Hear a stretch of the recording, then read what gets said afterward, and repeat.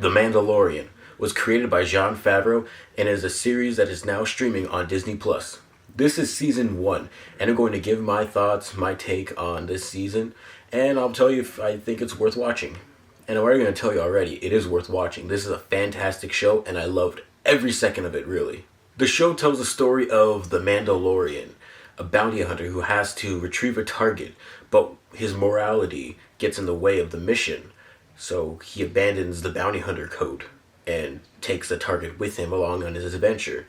And the target is Baby Yoda, as the internet is calling it, but in the show it is referred to as the child.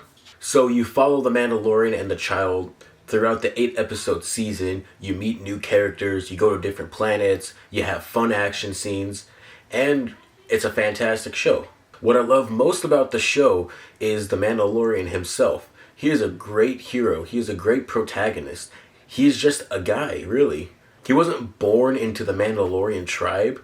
There are a bunch of warriors, but he wasn't born into it. He was taken into it as a child. You see his backstory as to how he became a Mandalorian as a child, how he got into the tribe, and how he takes in this tribe into himself, how he works as the Mandalorian, as a bounty hunter. I just want to get my negative thoughts out of the way real quick because they are minimal. I don't have many problems with the show.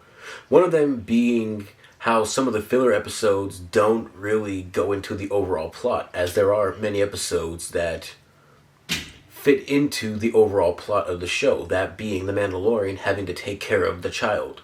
Although you can have filler in shows, some of it just didn't feel as if it belonged. Most notably episode 4, or chapter 4, whatever you call it. The only reason that episode has any merit to the overall plot is because of the ending. As in, the Mandalorian can't have the child on this planet because people are still after the child. The issues I have with the show really are a couple of special effects not looking as good as they could, like a couple of creatures, and notably a bike scene where there's people on speeder bikes going through a desert, and it doesn't look like their bodies are keeping up with the speeder bikes as they're speeding along the desert. The way the show ends makes it seem like everything is A-okay, when it feels like there should be a larger presence of the enemy, as they play a really significant part within the last couple of episodes of the show. There is a filler episode, chapter 4, which I think was the weakest episode of all, as there didn't seem to be a lot of merit and a lot of reason for the episode to exist. Everything else gives a lot of backstory to the Mandalorian. This episode I thought was the weakest, as it didn't accomplish that as much as I liked it would have to.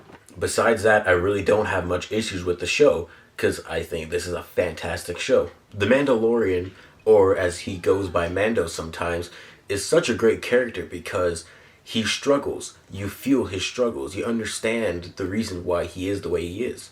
And you get so much emotion out of him when he doesn't speak because of the actor Pedro Pascal portraying him as such. When he doesn't talk, which within the first half of the show he doesn't talk much, you have to go off of the actor's movements, the slight head nods, how he walks. You have to go off of that as to feeling how the Mandalorian feels. And I think he did a great job with that. And every director did a great job portraying what the Mandalorian feels within every scene. With anything Star Wars, there's going to be a lot of side characters. And I think the Mandalorian pulls off side characters in this show pretty well. There's Greef Karga, who is the leader of the Bounty Hunter Guild, who hands out all the jobs to the bounty hunters and the Mandalorian. He does a great job as this side character. He seems like a buddy at first, but he's mysterious just like everybody else in the show. And he really does play a good role in the show. There's Kara, who was an ex-shock trooper who worked for the rebellion. She plays an important role in the show. She serves as an ally to the Mandalorian and at one point a threat to him. And she puts up a good fight with him, and she's just an interesting character. She's fun to watch, and she has a lot of cool action scenes. And also, IG-11. This is an IG bounty droid who is just hysterical. He has a lot of funny lines, and, he serves as a threat too, as well as an ally. He's played by Taika Waititi, who also directed the final episode of the show, and he did a fantastic job doing both things, showing us emotional scenes with this droid, which I didn't think I'd get out of that. But, Taika Waititi pulled it off because, he's a great director. He's a great storyteller in that way. Just all the characters are all around really entertaining. I liked all of them. Especially Moff Gideon, played by Giancarlo Esposito, who is most known for being Gus Fring from Breaking Bad. He serves as a threat within the last half of the show, and he really feels like a big threat, being an ex-imperialist who wants the child. The show revolves around people trying to get the child, and he really feels like the biggest threat to the child.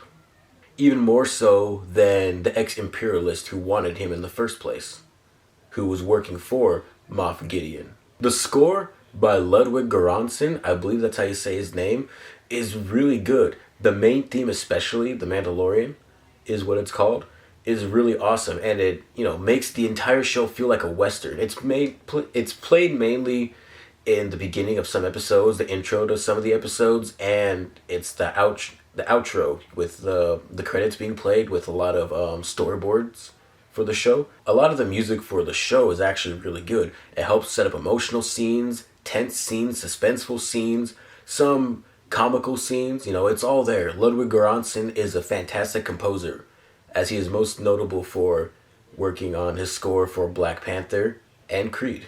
And with any Star Wars thing, there is action, and the action in the show is really well done, except for one episode, episode 4, where a lot of the action takes place in the dark. I was able to make out what it was, but it would have been nice to see just a little bit more. The special effects are really good too, especially for, a show as an online series. The special effects are really good. All of the ships, all of the gunfire, all the explosions, even, setting the atmosphere with a lot of overhead shots of characters walking through places. It all looks really well done. I'm just happy that the show is very entertaining, even with a lot of not talking in the first half as you follow the Mandalorian, as he doesn't like to talk much. It's really cool because that shows that, without talking, you could still have such an entertaining show. In between the spaces of the action going on and character conflicts with other characters.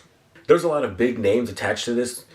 Jon Favreau being the creator of the show, one of my biggest inspirations when it comes to movies, because he directed Iron Man and Chef.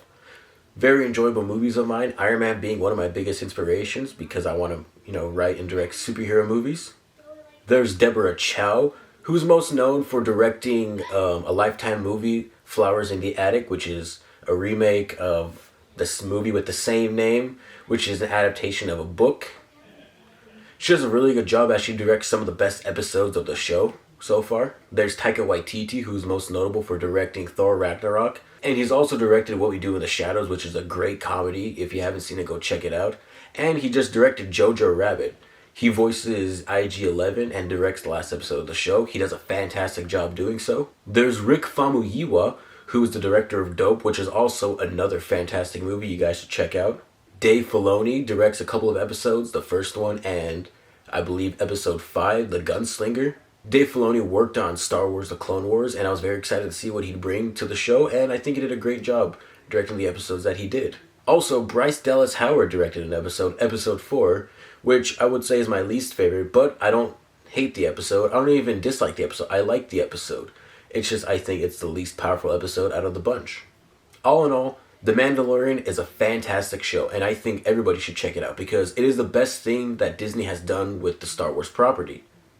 They knew what they wanted to do, they had a plan, and they succeeded it. Everything feels cohesive for the most part. I don't have many issues with the show. And in the end, I will give The Mandalorian Season 1 an A. Thanks for watching this. I know I wanted to get this out a lot earlier, but I just wanted to garner all my thoughts on the show. Like if you liked the video, share with a friend, other people who liked The Mandalorian. Tell me what you thought about The Mandalorian, if you liked it, if you didn't like it. I'm thinking about doing a spoiler review, so look forward to that if I do it, I don't know. And this video does look better. That's because I got a new camera for Christmas. And I'm really excited to shoot more things with it. A lot of my videos are going to be looking a lot better than what I did with the GoPro. So look forward to more videos looking like this. Look forward to more movie reviews and skits and whatnot. 2020 is going to be a good year for me. I think I'm going to do a lot of good stuff.